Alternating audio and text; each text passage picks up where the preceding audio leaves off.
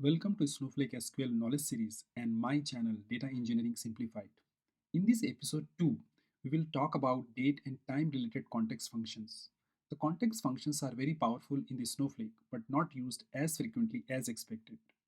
In this short video tutorial, I will demonstrate the power of date and time context function in the Snowflake that can help and save your time and bring productivity. For those of you who are visiting my channel first time, I request you to subscribe to my channel if you haven't already and press the bell icon to get the notifications. If this content is meaningful and helping you in your day-to-day work, press the like button and also share your feedback via comment section. Your feedback is a valuable asset for me. So let's start. So what will we cover and practice in this session? We'll go through date and time related context function, which falls under general category. Definition of those four context function as per Snowflake. System date versus timestamp context function. How do they differ and what is the commonality? Live demo with those four context function as a part 2 video. How to use them with select statement and with variable. System date versus current timestamp. Column with date and time as a default value. How to change date and time format. Time zone and its relationship with date and time context function. Where can I find all the SQL script used in this demo? So you can go to my website and you can get all the content available there.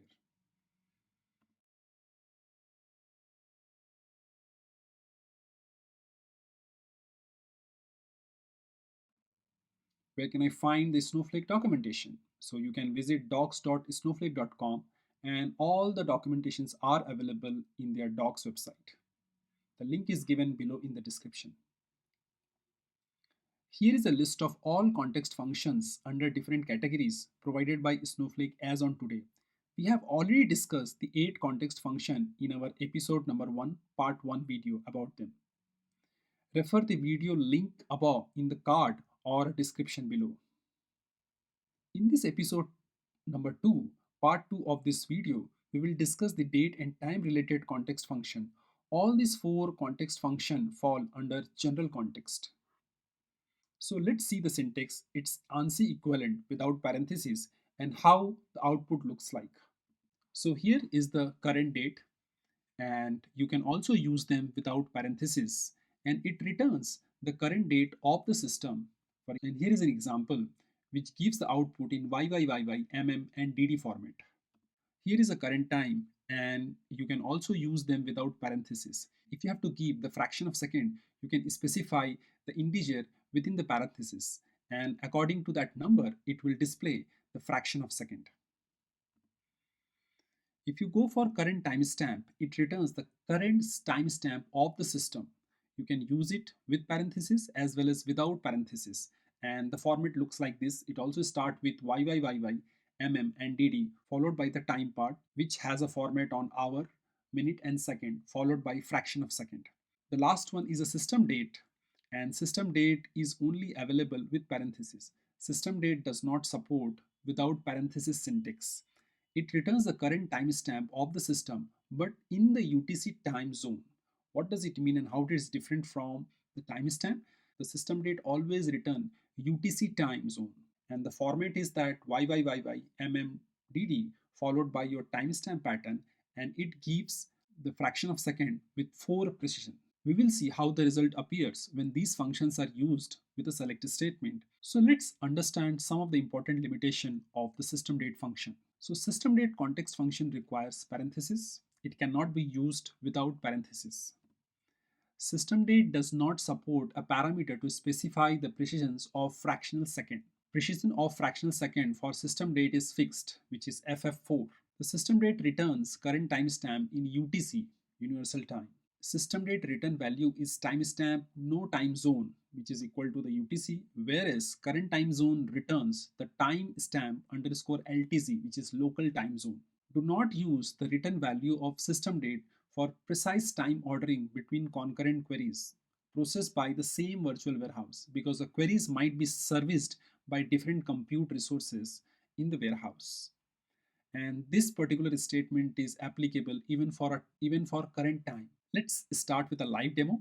We will use the Snowflake free trial edition to exercise the SQL scripts. Section 1.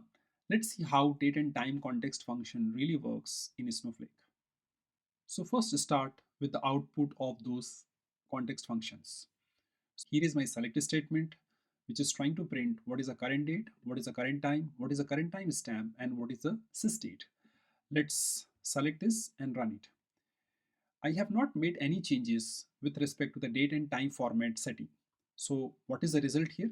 So current date gives 25th of July 2021. And what is the current time? It is 10:38:07. And what is the current timestamp? Which is nothing but combination of current date and current timestamp. Now let's see the sysdate. Right now, the sysdate and the current date is having a difference of -7 hours, right? So this is how the result look like. One thing to notice here, if you really see, the fraction of second is coming in a 3 precisions, not in a 4 precisions as per the documentation. So this is a one difference I have noticed. This function do not need any warehouse. So let me go to the query history and check whether they have used any warehouse or not. So if I click on this query ID and let me go to the profile shows that they have not used any warehouse to run those context function. Important thing to notice. Let's go back to the worksheet again. Let's pay attention to the millisecond part. If you see the result for timestamp and even for sysdate, the fraction of second always comes in a 3 decimal. And why it is like that? So if you go to the Snowflake documentation, it clearly says most platforms do not support 2 nanosecond precision. The precision that you get might be less than the precisions you specify. Let's try with the variable values and without the second fraction. Okay, so as we have seen in the episode 1, how to set the variable values using the context function, I'm doing the same thing here, and I'm just setting two variable called my time and my timestamp, and this query got executed successfully. I'm running the select statement where I'm using the variables with the dollar sign. And you see that one, I got exactly the same value what I have got with select statement. Perfectly fine. So if you don't define the second fraction parameter, it continue to display the 3-digit in the fraction second. Perfectly fine. What you specify the FF9? Let's try that out. So here I have specified the current time with 9 precisions and current timestamp with 9 precision too. And let me run this query. Query got executed successfully. Now let me use those variables. Still, it is showing the fraction up to 3-digit. So I have made these changes, but it is still not reflecting the changes. As per Snowflake documentation, unless otherwise you define the output format, it would not display all the digit of the fraction second. So here, this statement has to be executed. So I executed this statement for timestamp output format, and I am also going to execute the same statement for time output format. Now let me run the select statement, and now I can see that one up to 3-digit the values are coming, but from 4th to 9th it's all 0, right? Let me try the same thing by setting up a variable. Now I'm running the select statement where variables are used, so this is also working fine. So these two statements are very important if you really want to display all 9-digit or positions of the fractional second. So important point to note here that the sysdate is default to FF4 as per the Snowflake docs, but still it shows FF3. So I don't know why the documentation talk about FF4, but when we try to bring the result, it always shows only 3, even though I have changed setting to display all the digits. So section 2, how to use date and time context function as a column default value. As we have practiced in our chapter 1, first we'll set the role. So I am setting the system admin role here, and I am setting the sales database. I am setting the schema as a sandbox. And before I perform any operation, let me see what is the result. So result says my context is sales sandbox with user role system admin. Perfectly fine.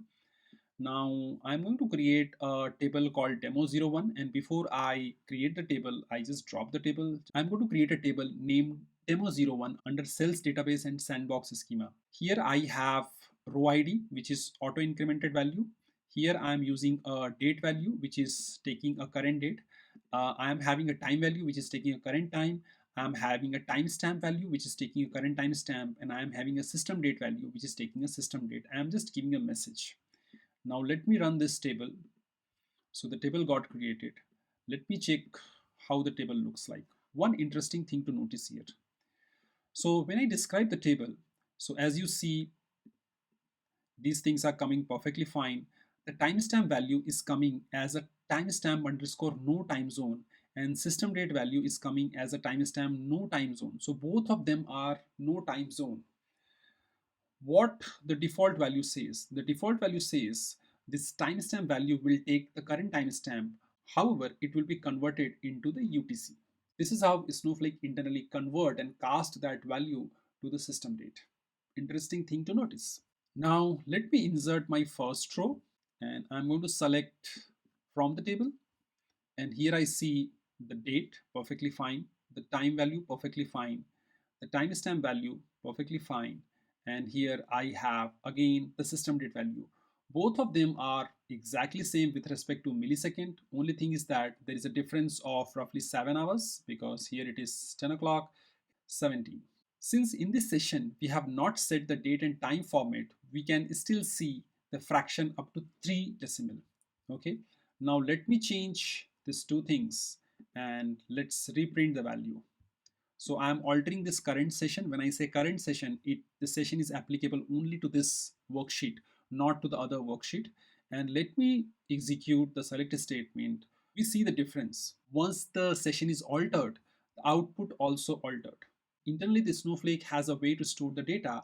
However, depending upon your output format, it displays the data. Now, let's try to insert 10 rows in a single statement and see how does it behave. Okay, so I am here inserting roughly 9 rows, and all of them got executed at one go. It says the 9 rows inserted, and let's see what happens. I'm thinking that maybe there would be a slight difference when the records got inserted, but that is not the case, because if you see the time value, they are all same. And why does it happen? Because your timestamp value coming from the cloud services, right? So once your query got compiled, the timestamp is automatically generated by the cloud services, and that is how it inserted the record as a fixed value to all the rows. Now let's execute all those insert statement as a separate statement and see how it changes the result. So I executed all those 5 queries as a separate statement, and let me print the result. See that one? So here I can see my time values are slightly different. There is a difference in a millisecond and even in a second, right? Because each of this statement took little time to execute that one. So be careful while you are building your use cases or writing a complex ETL and operating on those timestamp related values. Section 3, the time zone and its relationship with date and time context function. Let's understand the time zone and its relationship with date and time context function. Okay, so by default, your current session is in your local time zone, and let me run this statement here. So here I see right now I am on 25th of July. Okay, and this is how it looks like, the time here on the local time zone and the time in the Sysdate. Now I'm altering my session and setting my time zone equals to Japan. Okay, and I'm also enabling the timestamp output format with fraction second. After setting my time zone as a Japan, let's see what is the result. So you see the result, my date automatically got changed to 26th of July 2021, and similar for current timestamp, the sys date is still a sys date because this always represent UTC, and UTC time is still 25th of July. So important thing to notice here. So you notice that sysdate is not changed with session value. It still shows the sysdate with UTC. Okay, now let's see how does it behave when we try to insert the record. So before I really perform the SQL statement, let me change my role. Let me see on which context I'm operating on. So I am right now operating on sales database, sandbox schema with role system admin. Okay. And these are the 5 statements which I'm going to insert. I have intentionally given the word Japan so I can apply a filter criteria, and let's see what happens. Here you see all those query got executed successfully, and my time values are on 26th because this is taking a local time. This is also taking a local time. This is also taking a local time zone. However, system date function is not taking a local time zone. It is taking a UTC time zone. So this shows how exactly this functions specifically with the time and the time zone works and what value does it generate when you insert this value using a local time zone. This is also an important thing to remember because your Snowflake instance might be running in US time zone, or your Snowflake instance might be running in European time zone or IST hours. And as per your local time zone setting, you would get the result. So make sure that whenever you are writing a complex ETL, performing a lot of operation over the time, observe this behavior. I just wanted to demonstrate the behavior of this function and how the date and time really works based on the local time zone and based on the system date. I hope this observation will help you to build the right ETL solution for your use case. Thank you for watching. And hey, before you go, if you are benefiting from any of my content, I would love to hear about your success story. Please share it in the link down below.